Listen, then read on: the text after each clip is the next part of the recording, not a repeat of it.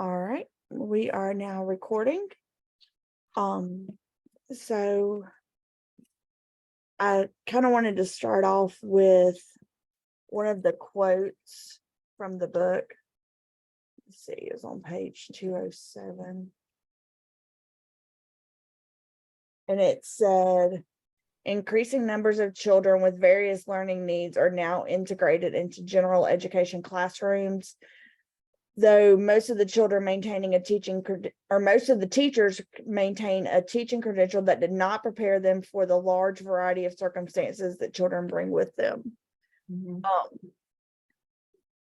That hit home because I feel like a lot of what we went through in undergrad did not prepare us to be in the classroom. Oh, no, definitely not. Well, mine Um, definitely didn't because I didn't actually go to school to teach. I didn't learn any of this like at all. I didn't either. My bachelor's degree is in human development. I was going to be a social worker. Oh, Oh, wow. really? Yeah. That's Um, strange.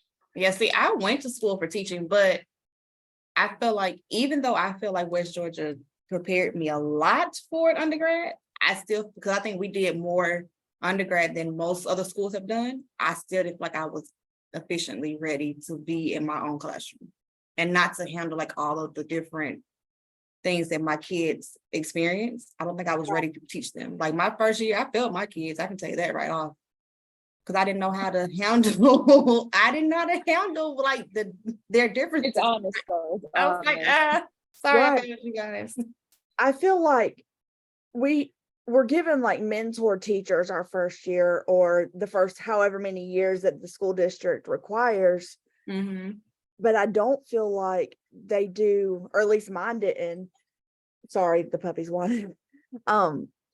Didn't do a good enough job like telling me or giving me strategies to work with different types of children. Mm-hmm. I very fair. much went into it like, okay, I've got to teach the standards, I got to read these stories, and that's it. But was not prepared to be dealing with kids on a variety of levels. Like I went into it saying, okay, yeah, I'll have some kids who are lower, but they'll be all in one class, and then I'll have my gifted class, and then I'll have my own grade level. No, Mm-mm. nothing like that. They Right. are all over the place, and I was not I would prepared for agree that. with that. I didn't think my mentor teacher, and I feel like bad saying like she didn't do a good job because it's like it's just something they kind of get stuck with most of the time. But I feel like she was very like one track mind, like this is how I do things, and like this way is the best way. But she didn't Yeah. introduce me to anything else. And if I would go around and like learn things from other teachers, and she would just kind of like shoot it down all the time. But like her method didn't work for me. It works for her. And like I didn't think she could accept that, we all have different styles. And especially since I was her mentee, I think she took it more like you need to do things how I show you. And I would agree the same thing. She didn't really teach me how to like deal with students and like behavior or anything by any means. Right. In fact, when I took over for her second semester, she had like 2 to 3 students moved out of the class, which like she considered like a gift, but I was like, I feel like I'm gonna have to deal with a difficult student at one point, at some Mhm. point in my teaching career. So you don't know, like maybe they would have been fine. Like maybe my personality and theirs would have been Would match. okay. Yeah. Yeah. Whereas like you guys kind of clashed a little bit, but you never know. Because I definitely had some students that other teachers like warned me about, and I was like, where was the warning? I didn't Right. experience that with them. Right. But I know we all kind of get different versions of people, so it's hard to say. But I Yeah. don't know. Everyone sees things a little differently. And I think there's definitely a huge difference between teachers who have been doing this for like 20 plus years and have been around for a long time and seen a lot of different changes, and the ones who are a little more new. And I think they both have really good information and strategies and stuff like that because they've seen different things. But I think sometimes the newer teachers are just a little more willing Right. and Right. like fresh because they just got here. Mhm. So that's just what I've seen so far. Yeah, that's like a teacher that was on my team last year. She had been teaching for like 20 years.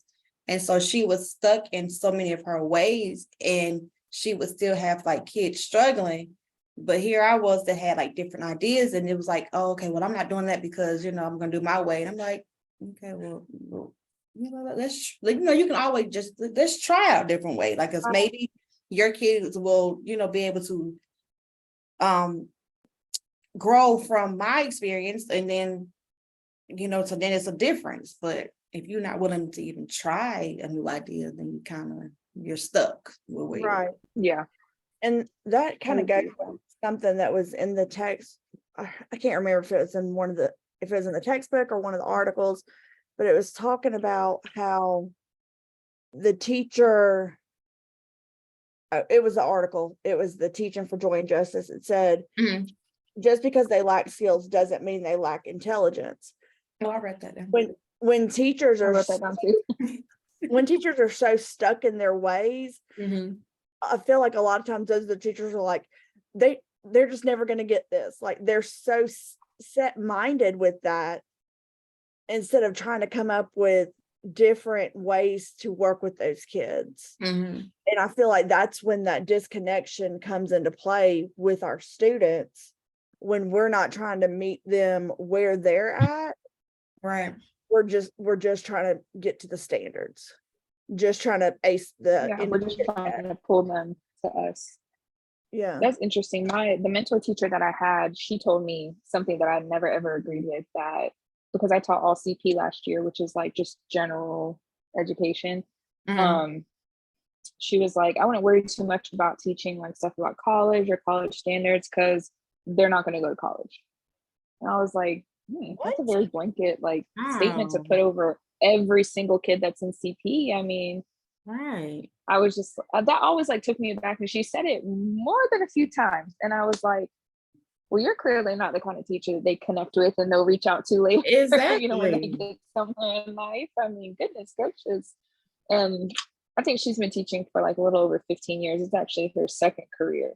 But I don't know. I think I would agree with Brittany that this particular quote, it stood out to me too, that lacking skills doesn't mean they lack intelligence. Because a lot of times, just because somebody is not grasping one concept, they are probably good at something else. This is Mhm. just not their strength, like Right. at all. Like I was not good at math. I wasn't failing math, but it was not my thing. But I was really good at language arts. And Mhm. so I don't know, that kind of like mindset kills me a little bit.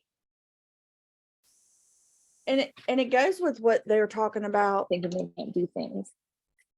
It goes with what they're talking about when they were discussing like they gave the example of the student who was great at writing and could write these amazing stories, but had no punctuation, no capital letters. Mhm. And she was bound and determined that she was going to teach them how to do that.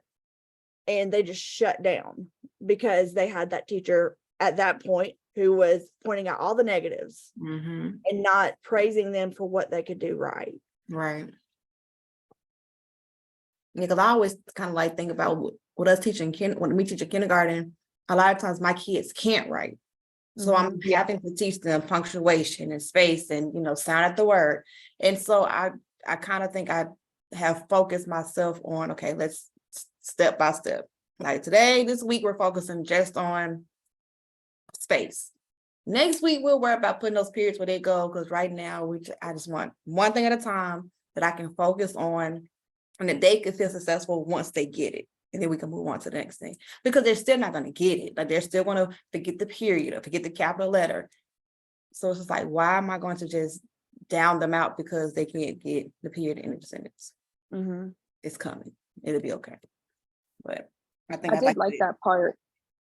I like that part of a lot of this module. And I feel like it's come up in other modules too, where they talk about focusing more on what students can do well and what their strengths are, instead of focusing so much on what they're not getting. Right. Because a lot of times, like they were saying with that one example, like the students just shut down because they're so used to someone harping on, like, well, you didn't do this right. And it's like, well, what did I do right? Like, is there anything in here that I did well? Right. And I wrote that down. I said when we fail to find the strength and beauty in the experience, or we fail to find the strength and beauty in the experience when we begin with the idea that students need to be fixed. Like when students come in and they like start not doing well on something, and we're like, oh, well, we got to fix that. Right. And I feel like they lose a little bit of themselves. Like obviously some things they need to learn. That's not going to change, but focus too much on what's not there instead of what is. But I feel like too, a lot of the students, especially the older they get, they're not gonna ask you, well, what did I do right? Right. They're just not. They're gonna sit there and think, oh, they're criticizing everything I'm doing wrong here, and they're gonna shut down. Mhm. Yeah, And then you have an even bigger barrier to go through in teaching them the skills they need. that's true. Yeah. Yeah, I will say I haven't heard a ton of my kids ask like, what did I do well? Mhm. But I Yeah. know they like feedback. Like whenever they have a writing assignment, they really want to like they want feedback on it. Can you look over this? Can you look at this? And like they want you to. The problem I ran into is they want you to do too much of it for them, and I'm like, no, think through this. Like, you know, I can't give you all the answers. It's your writing. Like, how do you want to sound? How do you want to come off? What are you trying to portray? And sometimes when we do peer review for like edits of like punctuation and grammar and things like that. But we also do peer review like, what message did you get from this? Like, Right. what do you think the author is trying to say, so that the person who wrote the story can figure out like whatever I am trying to say, is it coming across to the audience when they read it, or is it not not working? Because you know, when you write your own work, you know what you're trying to say, but it's just a matter if that gets communicated or not. Yeah. I think one of the good things, like when you do like a grow and a glow, like Mhm. give them something positive they did great on, and then give them something they need to work on. That way they at least feel somewhat successful on what they're at least trying to accomplish, you know. That goes back when I taught pre-K, when we had to do parent teacher conferences twice a year. We always had to have 2 positives to every negative. Mhm. And that drove me insane because sometimes there just wasn't that many positives academically. So Right. then we'd be like, well, they always come in with a smile on their face, or they're the first one to give me a hug in the morning, things like that, which is great to hear about your child. But when you're going in for a parent teacher conference, you want to know where they're at academically. Right. But that's something that has kind of stuck with me even through teaching middle school, that I always try to give feedback, or when I give feedback, I always try to make sure that there's something positive to say about their whatever the assignment may be. Mhm. And sometimes that's difficult as a teacher, but It can be. they need it. They need it. Like you do. Especially those students that have some type of learning disability or have always failed language arts. Mhm. They need to feel like they're accomplishing something. Right. Even if it's the small things, they still count for something. Right. So, what did y'all think about the here and there article? I really liked it. I thought it was a really, really neat idea. Like, just the idea of comparing two things that are close and personal, you know, to the student. I thought like that's something honestly we could do in class, even in a high school class, I because was it can be thinking the same adapted thing. for literally like probably any like Mhm. concept, lesson, whatever. And especially when we're thinking like we've been, not we, but like my school and I have been talking about world literature and how we want to encompass more of the world in it. And I feel like that would be a really cool idea, like a really cool way to do it. I really liked it. I did too. And I love the fact that they let their students choose what was their Mhm. here and what was there. Like, I really liked, sorry, no, go ahead. when they were talking about the noticing, naming, applying, and how they were focusing on what students, kind of what we talked about, what students are doing well to Mhm. motivate others instead of just pointing out what students were doing wrong. Like they were saying they like used examples and they would notice, name, and you know, like we're noticing this like type of prose someone is using, or the words they're using, or how they're comparing it, and then how can you apply that to your own writing. So instead of just outwardly saying like yours is not good, or like you're not doing this right and theirs is better, it's like, well, here's some ideas, because some people, you know, aren't as creative or they're not as great at writing. It doesn't come as easy or naturally to them. And so I think that's a really good way to kind of see like, here's some examples of things I'd like to see in your paper. Here's like stellar work. Do you have examples of this in your work? No? Then like, let's figure out where we can plug some of that in. Yeah, I think have y'all ever done like a writer's workshop in your classes? Mm-hmm.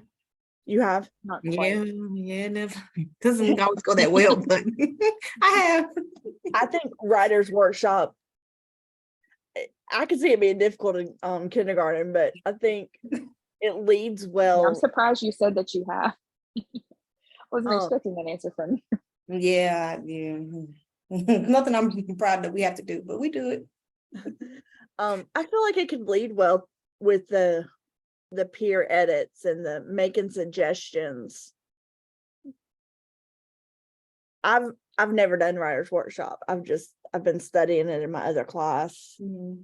So what exactly is like the difference between a writer's workshop and then just like peer review and editing? So writer's workshop is kind of like they're with a group of people the whole time they're writing, and they could be on many different levels. Like everyone in the class could be on a different level and could be writing a different type of writing, a different subject, whatever the case may be. And they're kind of going at their own pace, and they can use each other as resources. The teacher can walk around and kind of look over their writing as they go along. And if she sees that a few people are having problems with punctuation, she may pull all those kids out of their groups and make them into a new group. So you're not necessarily with your Gotcha. group the whole time. Okay. So it's more of a class community type writing thing, but it sounds like it would be successful. I feel like it would take a whole lot of classroom management and a whole lot of preparation on the teacher's part. But I could definitely see some benefits, and I think working with students with disabilities of any kind, doing something like that would be beneficial because they would have someone to kind of lean on in their group. Yeah. Okay. So, was there anything else that stood out in either of those two articles? I wrote down key moral and ethical issues, but I don't know what the heck I was talking about. For teaching for joy and justice. I feel like it was saying something about like teaching key moral and ethical issues and how that makes it like more, I don't know. I should I have wrote wrote that more down than too, that. but you're right. I don't even. Okay. Did you write more than me? No, I actually only have what you. So what? Maybe what was the vision we had? No We had a context vision. clues, nothing.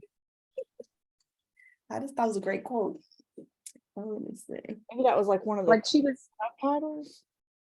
yeah, they were saying something about how like she uses like those things as like topics in her classroom to teach like other lessons, I think, or ties it in. Are you looking it up? I am, because I was like, where did I get this from? I have no idea. While she's looking that up, I'll bring this one up. She said, anyone who has lived has stories to tell, but in order for these stories to emerge, I must construct a classroom where students feel safe enough to be wild and risky in their work. Mhm. I And like that. I've really liked that. And I could even see that being like a kind of a writing prompt or a discussion prompt maybe in the classroom, just telling them anyone who has lived has a story to tell. I feel like a lot of times when we give students the autonomy to write about whatever they want to write about, they get like writer's block instantly. If you don't give them something specific to write about, they have no clue what to write about. And it takes them 10-15 minutes to come up with something. And I feel like it's because they sit there and think about all these things that they could write about and be like, oh, that's not good enough. Or I'm going to get made fun of for this, or I'm not going to get a good grade on this. Mhm. But letting them know that just because you have lived, you have a story to tell. You have Right. something you can tell us about. I think sometimes students struggle with like seeing the individuality or like the uniqueness in their own lives, or like feeling like they're special in any way, Mhm. which I really hate, but like they really struggle with like being creative and thinking like, what about me is worth like telling? And it's like anything, like literally anything. Right. Oh, I found it. It says that students care more about writing when the content matters, such as writing, talking about these issues like race, class, gender, takes them out of the world and into the light of day, so they can understand why things aren't fair and how to change them. Giving them a more like that. insight of how to making connections to what they're writing and reading about. Yeah. I like that. Mhm. Now it makes sense why I wrote it down. Right. He knows the reason. But I like that because sometimes I think, you know, even though I love language arts, kids get caught up in like these books that are fictional and they're not real stories. And they're so, I feel like we always have to drive home like that key moral and ethical issue in the story, or what's, you know, connected to something going on currently, to make them understand like why we're reading those things. Mhm. I definitely think it helps, like I said, when you help them to make the connections and give them those real ideas and present them in a real situation. Because it kind of, like I said, it expands their mind and expands their thinking, so they can really kind of understand what we're trying to accomplish and teach them. And I feel like this textbook has given us a lot of Mhm. great examples of books that we can read in our classrooms for different grade levels that cover real life examples. Mhm. Um, Yeah, because I wrote down one for this one. I said, because I don't think I really like, I don't really have my kids don't really, they've never really seen kids with, you know, like special needs. So when they see them and they see something that they're different, all they want to do is stare. And I'm like, oh, stop staring, you know, that's rude. But to have a book that I can use to say, hey, they're different, but this is, you know, like help them to understand that it's okay to be different and it's okay for them to have, you know, so don't stare at them, you know, be their friend, you know, and be helpful. But so I think that was really good that they gave us the books that I can use in my classroom to help them. the author that was in that video we had to watch, she was talking about how it's important to make them aware and unafraid of people, like Right. letting them know that just because they look and act differently, there's nothing to be scared of. Right. And having those conversations at a very early age. I was just going to say something like that, but I like that she acknowledged that it's normal to be like curious or questioning or even a little afraid at first. So like, don't make them feel like they're, you know, being rude for that. That's normal to be curious about something, but Right. you know, to explain it to them so that they can overcome that and understand it. Because I would agree when we just say like, well, don't stare, it's rude. It's like, but they're like, but why? Like, you know, like they want to understand because they're so young. Like, why is it rude and why are they like that? And you feel like you're trying to explain how that happens. So I don't know when that video came out, but then later on hopefully in the book life, we tell our kids, whether they're ours or our students, be observant of things around you. Yeah. But when they're little, don't stare. Right. Like, Right. so I think those conversations at an early age are beneficial. I agree. And I like the sample lessons they give at the end of the chapter. The one for elementary school, I really liked, where they contact the Special Olympics and find out different athletes that they can be pen pals with. I think that's a great connection with the kids. And then the middle school and high school, they talked about reading certain books and then having the school nurse come in and talk to them about the different disabilities and things they may see from their peers. Right. Because like, I always think it's just, go ahead. I was just going to say, I think it's so important for them to be able to mingle with other people who are different. And I think, you know, in special education, I know why they're in special education, but I always like when they get more opportunities to be around other kids their age, so that the exposure can go both ways. You know, they have the opportunity to do other things, and then the kids also get the exposure of seeing people who are different. Like by middle school, they're very well aware that there's kids in self-contained classes and they're not the same as them. Mhm. They're not as aware of the kids who are just in the co-taught setting, I don't think. Um, I really don't think they're as aware of there being a disability there. Right. But definitely the ones who are not in all of their normal classes. Mhm.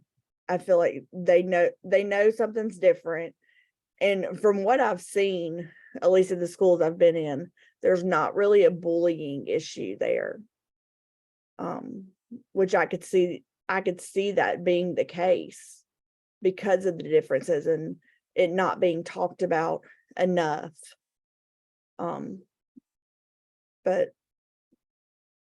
we've really had like, especially like I coached cheer for the past 3 years at the school I was at, and our cheerleaders, as part of their community service, went and helped out in those classrooms, in the self-contained classrooms, like a couple of times a quarter.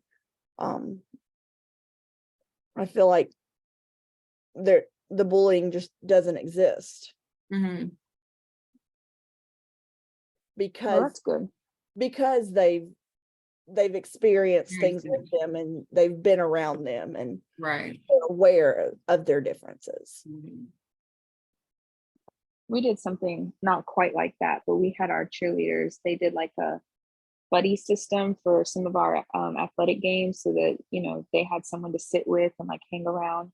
And so each cheerleader got paired up with whoever showed up. And unfortunately, not a lot of kids showed up last year, which kind of made me sad because like we had so many cheerleaders volunteer to buddy up with someone. And the few of them that did buddy up, they didn't sit with them for very long. I think maybe it just wasn't the right arena for them. Mhm. It was also very overstimulating and overwhelming. So they didn't stay too long, but it was just a really cool experience how excited they got.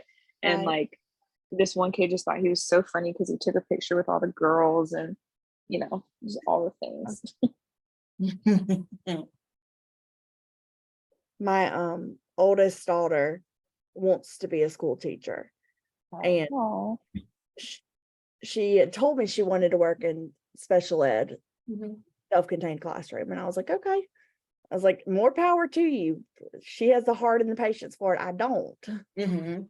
Um, and this past year she was able to she was in an ambassador program at her school, and during one period a day she was able to go into the self-contained classroom and help the teacher. She was like a teacher's aide.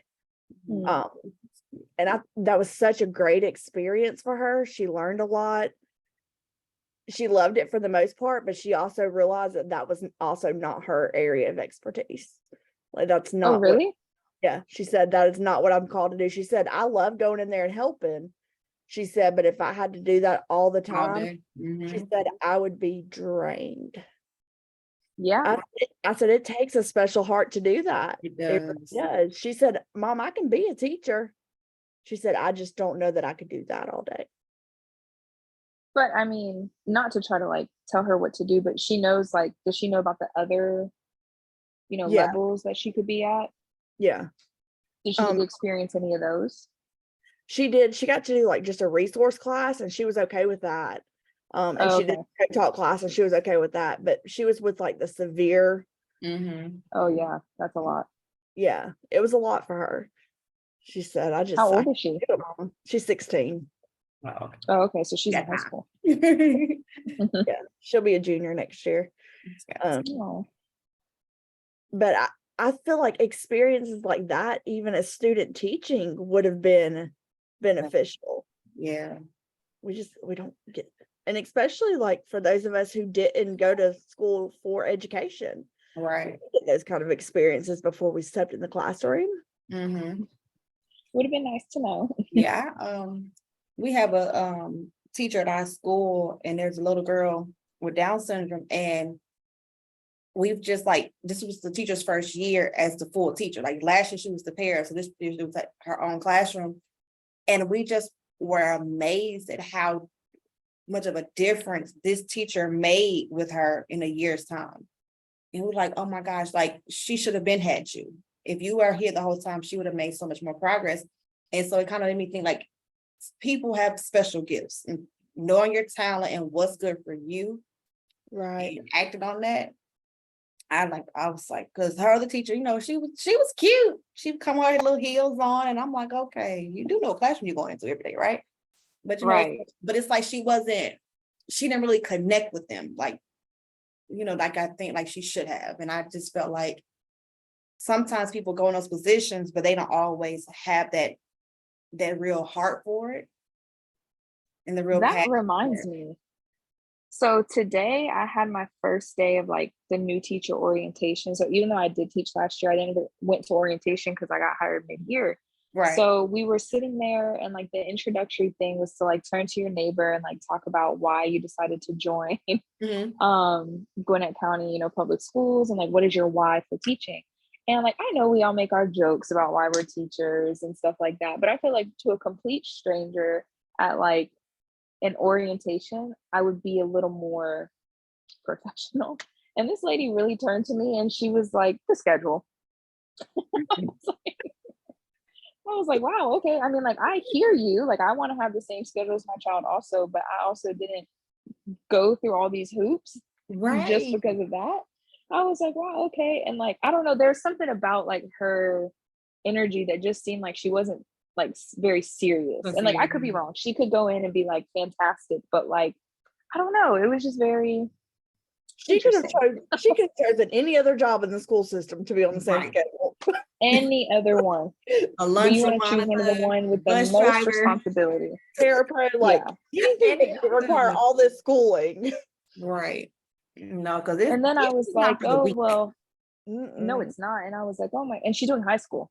Oh, And I was like, oh, I love, teaching high school. And like, I love having the same schedule too. I love that, I don't have to use a babysitter or not a babysitter, but daycare anymore. And she's like, well, my son goes to charter school, so I'll still have to take him and blah, blah, blah. I was like, so then if y'all not even in the same place, like, what's the Same point? calendar, Like, yeah. it's not the same. Charter schools are not the same. I mean, obviously, you'll have more of an aligned schedule than you would in probably any other profession, but still, I was like, so why didn't you work at the charter school? Like, it's got to be a I don't reason. know. There has to be. Got to be a reason. Yeah, but you have to know your strengths and know like you really go in there wanting to make a difference. I think Right. that's always the key to a successful classroom. Oh, definitely. We had this really amazing speaker today. He was really entertaining and just like really energetic and really good. And his storytelling was top notch. And he was telling us a story about like how he went from teaching like AP chemistry to kindergarten in his hometown. And he needed the position. And he was like, now that was the challenge. That was the true challenge because that was such a jump backwards, but he was so like determined to prove he could do it. And he was saying that the reason he became a teacher was because he was in earth science in 8th grade and his teacher was awful. And he was like, I got to become a teacher to make sure there's not another one of these. Right. And then he was like, right after like college graduation, my mom called me and was like, oh my God, you won't believe it. There's an opening like at your old middle school.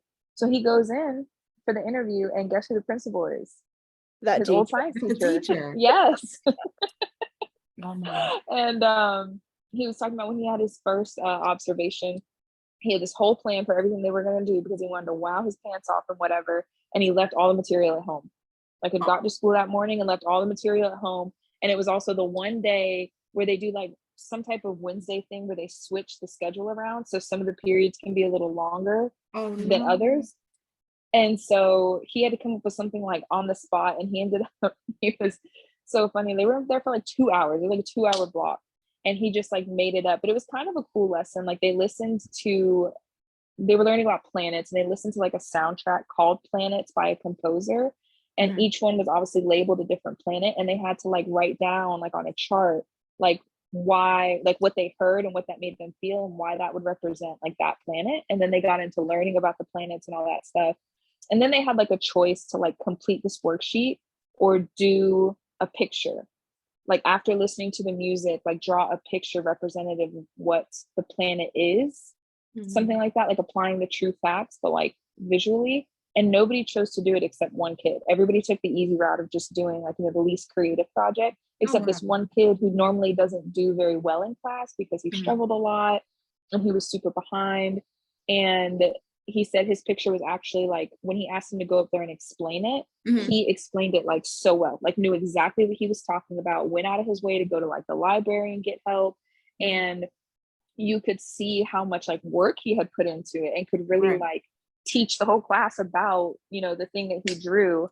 And then he ended up being like, even though he was so behind in all the other classes, it turned out later on in life he was dyslexic and that's why he was struggling and they didn't know. He had scored like a 96 on like the final or whatever in the class. And when he went to tell him, he never came back to class because his mom had passed and he moved away to live with like his grandparents or something. Oh, But wow. then like years later, randomly, when he was like going to school in like Tennessee or something, he saw him at like a pizza parlor.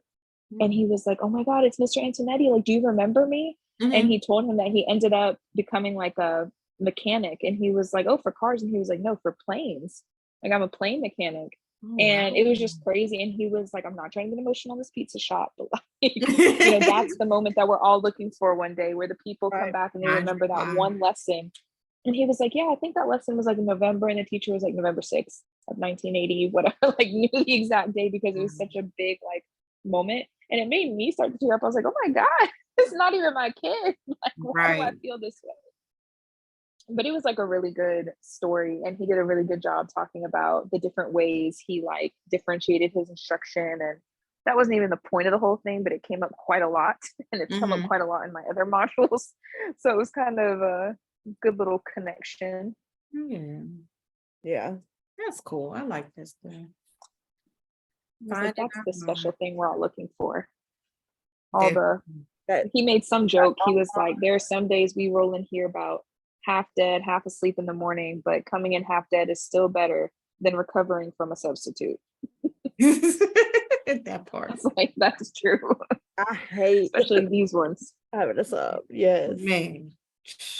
I had a Won't be the sub the best. other day and I couldn't have left more specific, clear cut instructions. And like, honestly, the students were going to carry the class. Like, you just had to tell them what to do. They Mhm. said she didn't say a word, didn't even pass out the worksheet. They just saw it sitting on the desk and they saw like one person grab it, two people grab it, and they're like, "Okay, maybe we should grab it." And I was like, that explains why y'all's answers don't make sense. Oh, no. She That's- didn't read it to y'all. Like, what? Yeah, My goodness. subs are a trip. A good sub Yeah, is I hard don't to get find that. these days.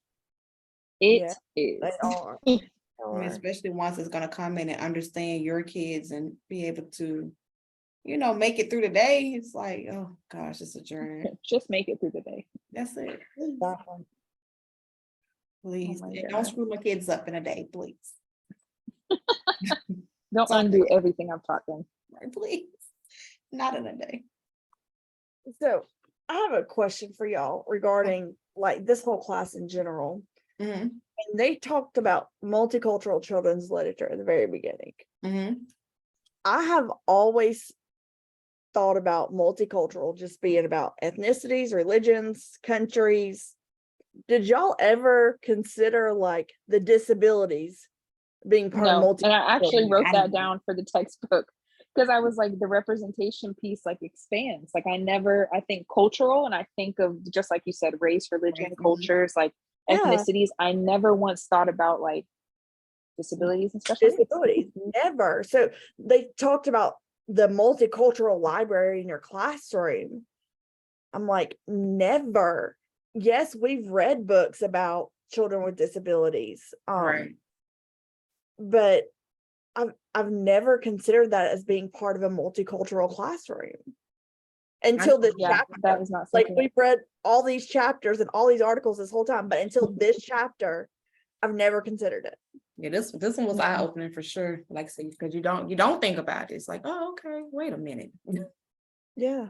I remember we talked about in my rhetoric of disability class in undergrad, we had to pick like an episode from a TV show or a movie that had a special needs person in it, but it couldn't be an assumption. Like, it couldn't just be like, well, we think they have it because of like these types of telltale signs. Like, it has to be explicitly stated on the show that like they have that, because a lot of times they won't identify it. It's just like, oh, like, well, they have a limp or they have this or they're, clearly just a little more delayed, but they don't actually say like what the character is supposed to have and like what that does for representation and how we choose characters that don't actually have disabilities. Like we choose actors to play parts with, like people with disabilities, but not just, actual actors that have disabilities, and how that's like really, it's not the same because they're only acting in the way they think someone with disabilities would be. Right.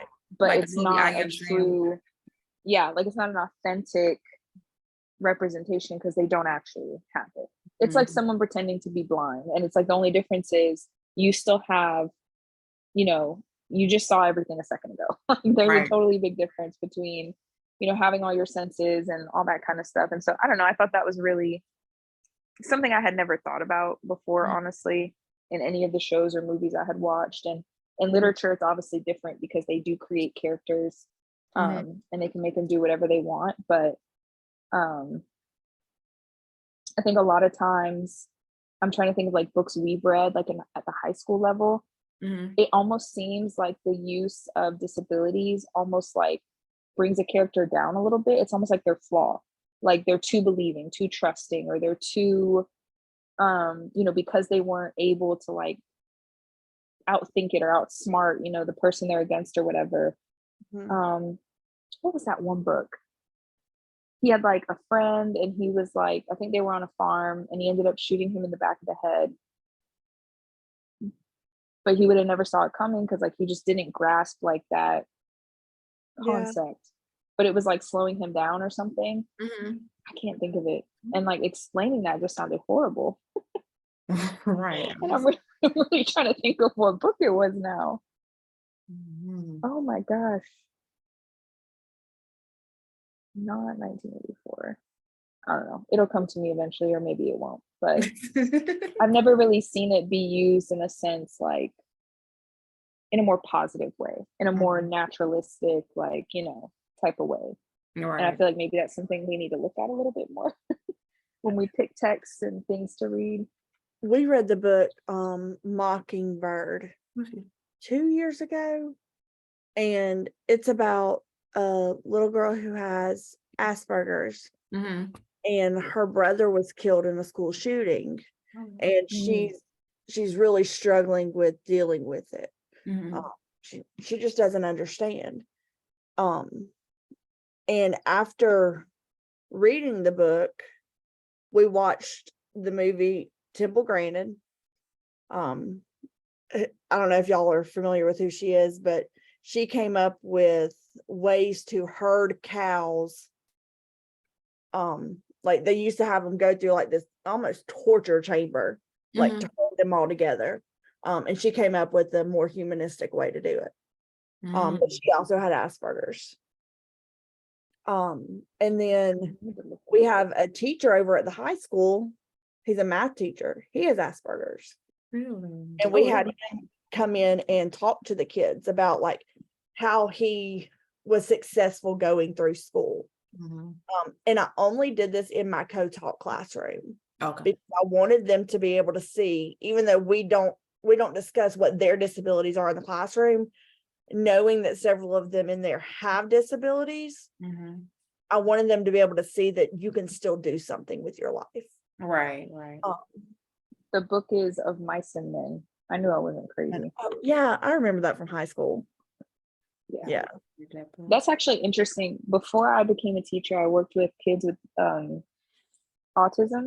And one of our therapists who was in school to be a BCBA, a behavioral analyst, had Asperger's. And he worked with kids, who also kind of have similar things as him. And I always thought that was like just the neatest, like full circle kind of moment, like to turn around and help people who struggle with something like you. I don't know. That's really neat though, that representation exists, like in your school, and that he's willing to talk about it Right. too, because that does a lot for other people. I only found out about him because my daughter was going to the high school and they sent out a weekly newsletter, and in their newsletter they had a student of the week and a teacher of the week and like little I blurb. like that. Me And he, too. Yeah, my school never did that. But Wait, that's a great idea. he was the teacher of the week like a few weeks before that, Mhm. and mentioned in there that he had Asperger's, Wow. and he had talked about like the teacher that made a difference, like Mhm. want to be a teacher. Aw. So I had emailed him and asking him if he would be interested in coming and talking to our students. Mhm. And he was able to work it out to where he got a sub for that one class period and came Right. over. That's It was cool. really cool. And my That is students cool. had really good questions to ask him. Mhm. We prepped. Did they We surprise you? Of Oh, course. they prepped. Okay. we You didn't let prepped. them just fire them off. No, we prepped as far as like letting them know that, because we had already read the book, we had Mhm. already watched the movie, so they kind of already knew about Asperger's syndrome. And so we talked about ways to ask questions and ways not to ask questions when you're in a more academic or professional setting. So Right. that was a good lesson in and of itself. Smart. We didn't like practice like which questions you were going to ask, but just general prep. Some It guidance. was a really good Right. lesson. Yeah. That's cool. I had wrote down from the chapter, there was a part about that books aren't only necessary where special needs students attend, but also in the ones that they don't, like in the classes that they don't attend, because it's sometimes I feel like people are like, oh, we have someone in here, like, let's make sure we're really inclusive and we like include everything about them and blah, blah, blah. But it's like, no, what about the rooms that they don't enter? Like people still need to learn, because They do. one day in their life, they will cross paths with Mhm. someone like that. And they still need to, you know, get the same education. It shouldn't just be like this, like last minute tactic, like, well, let's make sure we include everyone now. And it's like, well, we need to do that kind of regardless. Right. Yeah, like I can remember back in elementary school, we had a student, wasn't disability, but who had a student in our class who's gonna be in our classroom who had got severely burnt over the summer. And so they brought all the kids together. We did like a whole fire safety lesson, you know, before she came to school. And it was just a way for them to kind of like, this is what's happening, so that we didn't, you know, like she wasn't stared at and, you know, picked on. And so I just remember like them, like I said, bringing us in and talking about it so that we weren't afraid of her when she came in, because like I said, she was very severely burned, you know, from her the head to the toe. And it was like, okay, so I was glad Horrible. that they kind of thought to even do that with the, you know, with the entire grade and the entire, you know, school, whatever, just so we weren't judging her and picking on her, you know. So I think it's helpful. And they talked about that a little bit in the book about like having classmates who are ill and have Mhm. hospitalized, and kids need to know like how to talk to them, Right. because it may not necessarily be that they're trying to be mean or disrespectful, or Mhm. but But their they questions can be like a little abrasive sometimes. Right. because they just don't know how to word things. Right. They don't know how to do it tactfully. Mm-hmm. That's a good point. It When I helped. was in pre-K, my best friend in pre-K, I remember she like was missing like school a lot. And of course me, I was just like, where have you been? Like, I haven't seen you in a minute. Right. And she didn't even know how to quite say. She was like, well, I've just been like in the hospital, and then I come back and then I go again. And I was like, in the hospital for what? And then I remember my mom picked me up that day, and she had talked to her mom because we were such good friends. Like we'd sleepovers all the time and everything. Mm-hmm. And she had leukemia. That's how you say it. Yeah. And she went through that for like, I want to say till like maybe second or third grade. And I remember her losing her hair. And I remember like my mom would take me to visit her. Like I would go to the hospital and I would spend time with her. I would play games with her. We would do things together. And I remember when she started getting wigs, and like for me, I think because I had that experience and that exposure, it just felt so natural. I didn't have like a ton of questions. Yeah. But like even just going to the hospital and getting to like spend time like in the environment that she spent a ton of time in was just very eye-opening. And like obviously not everybody's going to have that kind of intimate experience in that sense.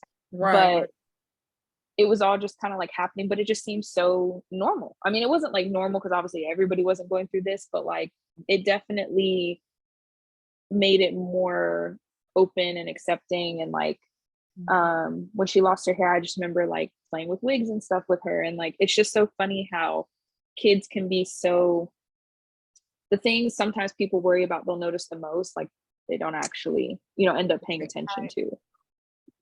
But I can't even think if like anybody said anything about like any of that.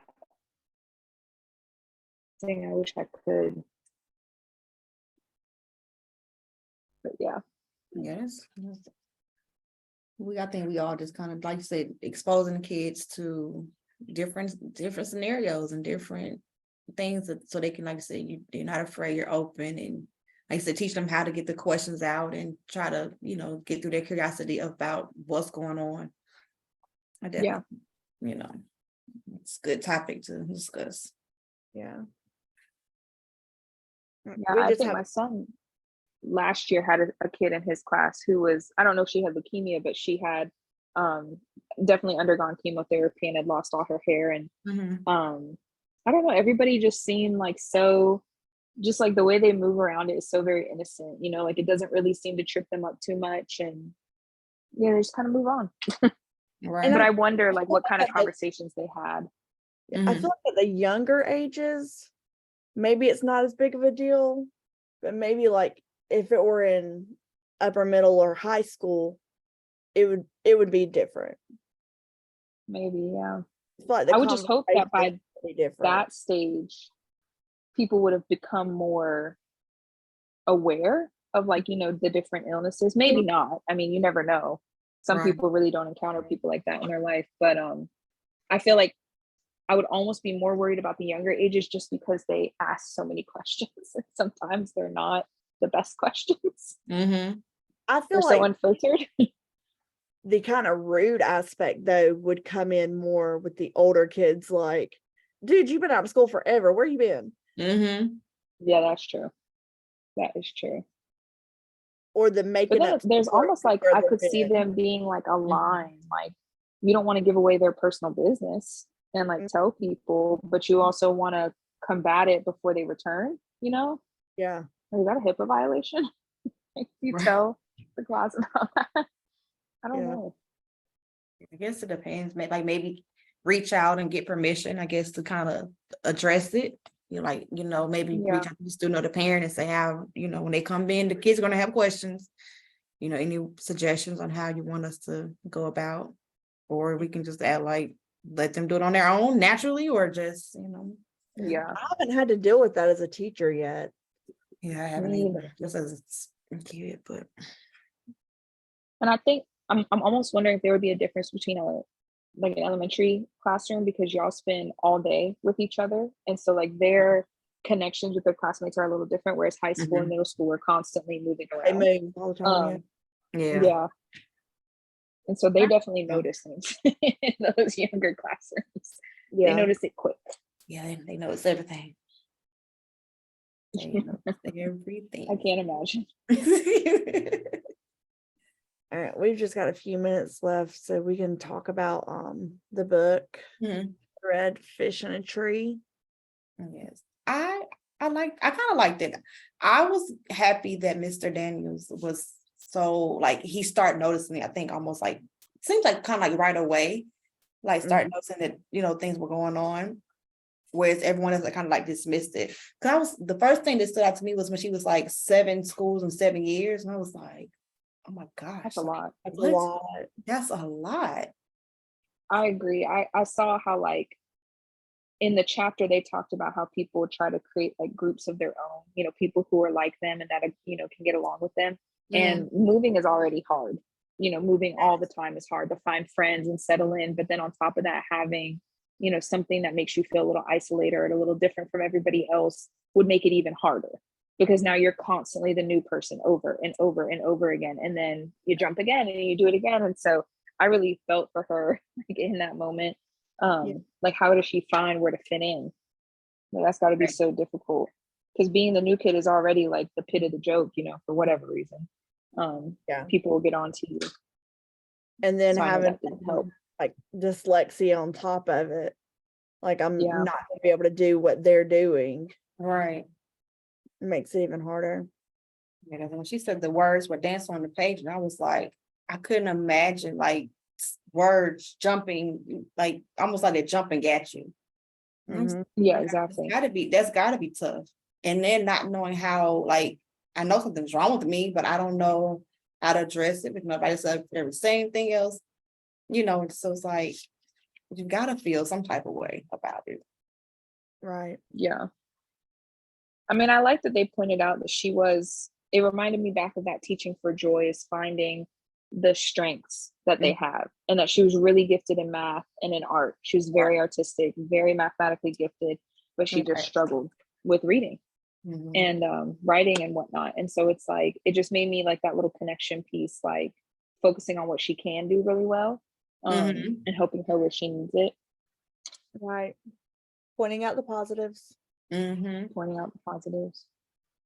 And like there was part of the book where her and her dad are having a conversation and he's talking about the pennies, Mhm. and he's telling her to remember that the steel pennies are unique, just like she is. Right. So I liked that he wasn't necessarily pointing out anything negative about her either, Mhm. but trying to give her that mindset of she's just unique. Right. I like that. It made me think of this quote, like the whole book in general, just the fish in a tree concept. Mhm. There's a quote by, I think it's Einstein, and I think it's something like everybody is a genius, but if you judge a book by its ability to climb a ladder, it will go its whole life believing it's stupid. And we actually have, I think we have something like that, like up in our school somewhere. People make signs all the time trying to be inspirational. Mhm. And it just made me think of literally like a fish in a tree, like somewhere where they don't belong. So it's not that they can't do something well, it's that they're in the wrong environment, or like this environment doesn't suit them or work for them. And that's all it really was. I don't know, it made me think of that. I had to look it up, make sure it was right, but they're just a little fish out of water, that's all. That's it. But I could see what a difference, having someone take the time Mhm. to work with her and like really be patient and help her made Right. for her after, that is something that would stand out more than like literally anything else.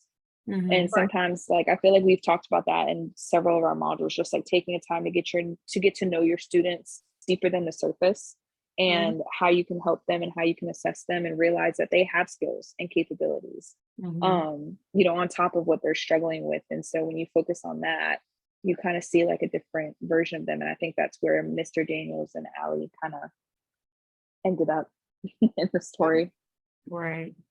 as the person she needed. I agree. Yeah. He came right on time for her. Yep. You sure did. Was there anything else that y'all that stood out to y'all in anything we read this week or the video that y'all wanted to talk about? My only thing was, I don't know, my other classes, not so much here. We talk about differentiating instruction a lot. And that's Mhm. pretty much what Mr. Daniels did for Allie. He helped adapt, his instruction for her so that she can get what she needs. And it just Right. made me think of that. I was like, God, no matter what class I'm in, this is coming up, which Always makes the sense. topic. But Mhm. yeah, it's always been the topic lately. At this point, I can't even tell what class is what because we're always talking about that. So Yeah. kind of interesting to see it come up in a book. And it's not necessarily labeled that way, but like you're Mhm. reading about it and you're like, oh, that's what he's That's doing. what it Like he's says. Mhm. differentiating his instruction. That's the example. Yep. It's our life in a book. Pretty much. Yeah, pretty much. All right. Yeah. Is there anything else? Mhm. All right. I am going to stop recording.